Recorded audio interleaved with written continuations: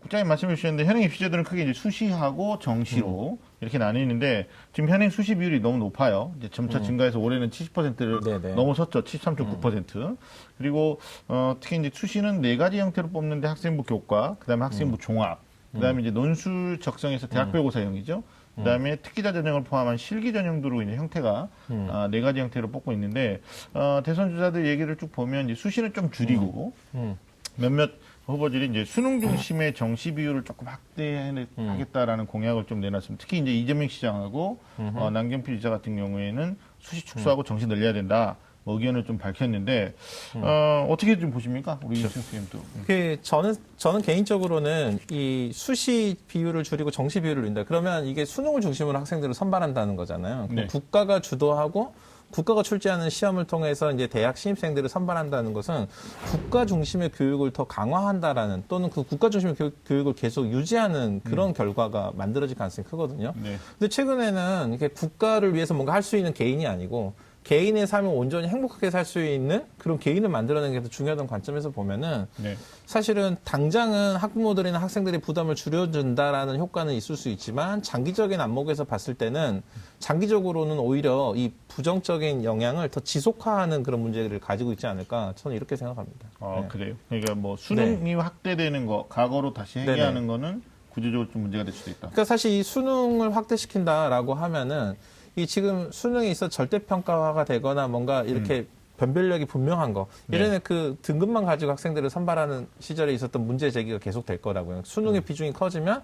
표준 점수라든지 뭐 이런 것들에 대한 것들이 훨씬 더 입시에서 더 많은 요소를 차지할 것 같고요. 네네. 알겠습니다. 제가 볼 때는 이게 정책 목표와 또 실천 네네. 프로세스가 서로 일치하지 않는 것이다라고 보여져요. 사실은 이제 수능을 강화하자라고 이야기하는 것은 대부분 네네.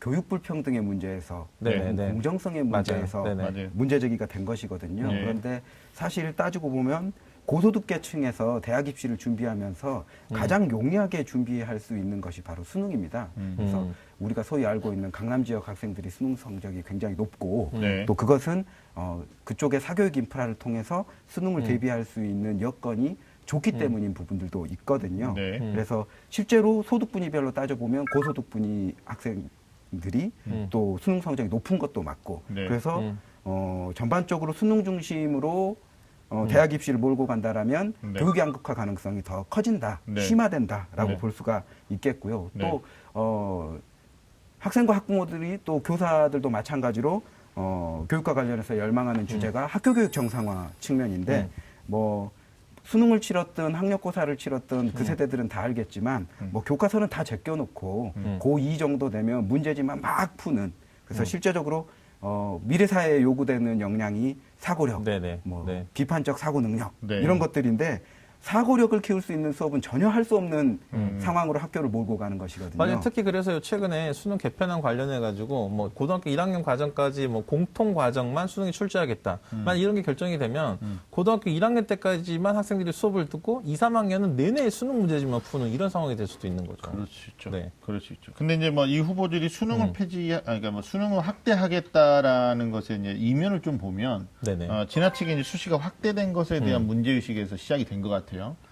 지금 일선에서 학생들에게 미치는 영향을 좀 여러 각도로 우리가 좀 고민해봐야 되는 것 중에 하나가 어떤 제도는 순기능도 있지만 분명히 또 반대되는 측면도 있기 때문에 수시를 고려하지 않아도 되는 학생들마저도 사실은 그 수시에 좀 휩쓸리는 경향이 있다라는 거예요. 예를 들면 학생부 종합전형이 전국적으로 보면 뭐 20%대인데 서울 주요 대학으로 보면 거의 절반에 가깝게 뽑고 있기 때문에 본인들은 사실 거기에 진입할 수 없는 어떤 내신 성적이라든지 비교과 활동을 가지고 있음에도 불구하고 상당수 많은 학생들이 공부를 하지 않는다라는 거예요. 사실 그러니까 이게 수능이 더 많냐 아니면 그 수능 중심의 정시가 맞냐 수시가 맞냐 이게 문제가 아니고 이제 말씀하시면서 서울 주요 대학이라고 말씀하셨는데 전국에 있는 학생 특히 학부모들이 서울 소재 주요 15개 대학의 학생들을 다 집어넣고 싶어 하는 거죠.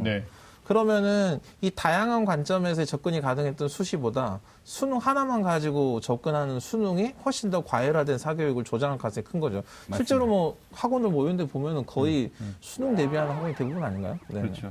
근데 요즘은 좀 트렌드가 요즘 많이 바뀌어가지고 바뀌었죠. 내신을 대비하는 학원. 사실상 맞아요. 3학년 1학기까지 네네. 내신에서 몇 등급을 맞았느냐가 네. 지원할 네네. 대학을 결정하는 문제이기 때문에 좀 내신 사교육이 엄청나죠. 좀, 과거보다 많이 확산됐고 그 뒤를 수능 사교육이 쫓아가고 있는 이런 양상이라고 볼 수 있습니다. 오히려 수능 사교육은 대형 수업이 가능하기 때문에 되게 좀 표면화돼 있는 건데 내신 사교육 같은 경우에는 비공식적인 것도 굉장히 많을 수 있다라는. 제가 얼마 전에 며칠 전에 학교 앞에서 이렇게 전단지가 이렇게 돌아다니는 거 봤는데 거기 이렇게 써 있더라고요. 이제 일산 대진고등학교 영어 시험 완벽 대비 특별팀이 있는데 학교 시험을 미리 다 분석했대요. 그래서 완벽하게 대비해주는 이런 그렇죠. 전단지가 있더라고요. 대치동 쪽에도 네네. 대치동 쪽에도 땡땡 외고 그다음에 뭐 대치동 강남 지역에서 유명한 고등학교 내신 대비 이런 현수막들이 상당히 많은 것도 사실입니다.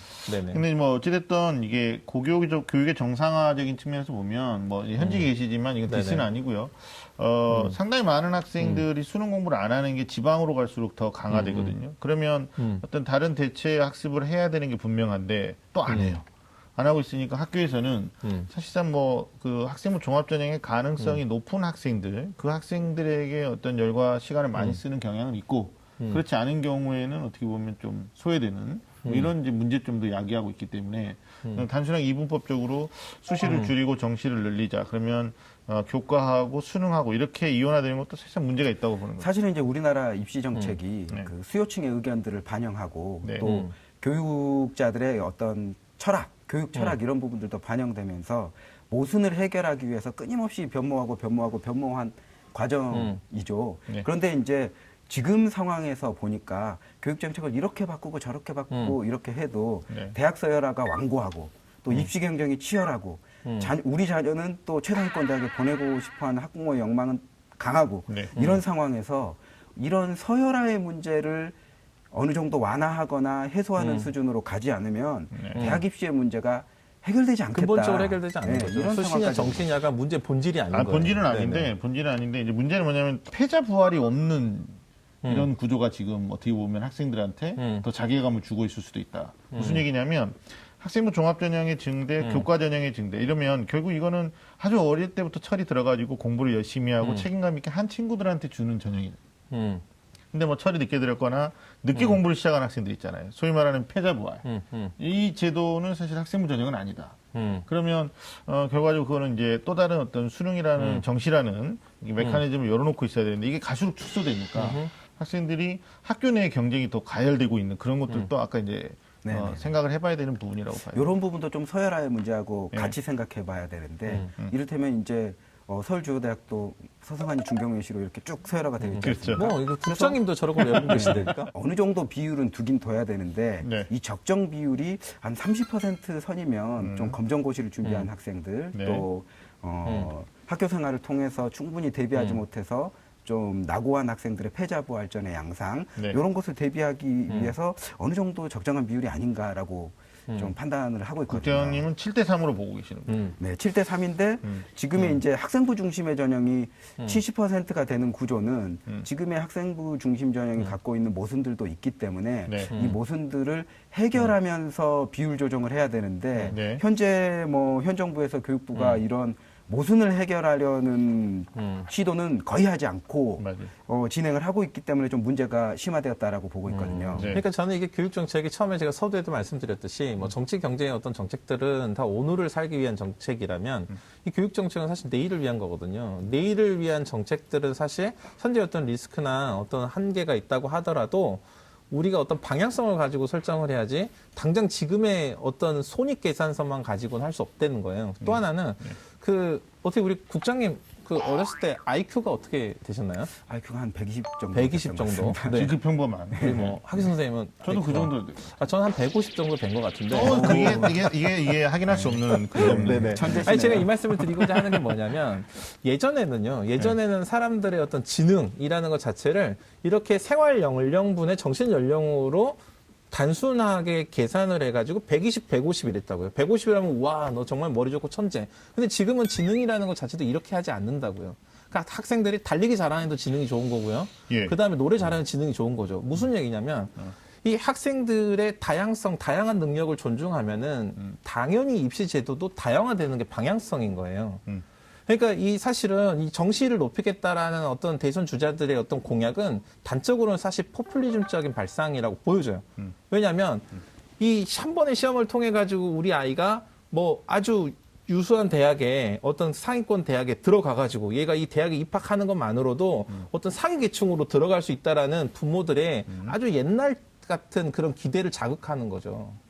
미래를 보지 못한 공약이라고 저는 단언합니다. 다른 각도에서 볼 필요도 있는 게 남경필 지사는 이런 말도 있어요. 학생부 종합을 위한 소위 말하는 무등록 비인가 컨설팅들이 많아지고 있다. 예, 그러니까 학부모들의 요행 심리 이런 게 이제 또 발동이 되는 거죠. 교육 정책에 대한 어떤 수시와 정시 지금 틀 안에서 많은 고민들이 좀 필요할 것 같은데 뭐 우리가 결론 내릴 건 아니지만 수시 안에서도 문제는 있는 거고 정시 수능 중심에서도 문제는 있는데 아까 우리 국장님께서 좋은 안을 주신 거예요. 어찌됐든 손해 보는 사람도 있고 또는 뭐 이득을 보는 사람도 있기 때문에 이 비율을 어떻게 조정할 것이냐 이런 게 문제인데 뭐 지금 이제 70% 돌파하고 쭉 나가니까 뭐 지금 1학년 올라가시는 분들은 우리 때는 뭐 그럼 90% 되는 거 아니냐 뭐 이런 이제 추측을 할 수 있어요. 근데 사실은 이게 대입 전형 간소화 방안 때문에 수시 전형이 몇 개로 정리가 된 거잖아요. 네. 근데 사실은 수시 대 정시 이렇게 보면은 수시가 70이고 정시가 30인 것 같지만 수시 전형의 각각의 학생부 종합이나 교과나 뭐 이런 여러 가지 전형의 관점에서 보면 수능 정심 전형이나 다른 전형이 갖고 차지하는 비중은 사실 비슷비슷하거든요. 그렇죠. 수시 전형 네. 전체를 마치 하나로 놓고 보니까 많은 수학적으로 것처럼. 봤을 때 이게 전부인 것처럼 보이는 거예요. 많아 보이는 네. 거지만 뭐 70을 이제 네네. 각각으로 단일 전형화 했을 네네. 때는 수능하고 비슷한 거죠. 대학별로 보면 뭐 주요 대학들 같은 경우는 논술 전형 비율이 한 30% 정도 되고 있고 네. 또 네, 바람직하지 못한 전형 운영이지만 연세대 같은 경우에는 수학과 어학 특기자 전형으로 맞아요. 30% 네네. 정도 뽑고 있는 네네. 상황이니까 네. 그런 상황까지 전반적으로 고려한다라면 어떤 비율 조정의 문제에 네. 좀 더 그 지혜를 모으는 부분들도 좀 필요할 것 같다라는 보여집니다. 결론이 그거예요. 비율을 좀 조정해 보자. 뭐 이런 거. 그다음에 뭐 이 학생부 종합을 더 확대시키는 것에 대한 문제점은 반드시 있어 보인다. 네. 이 정도로 좀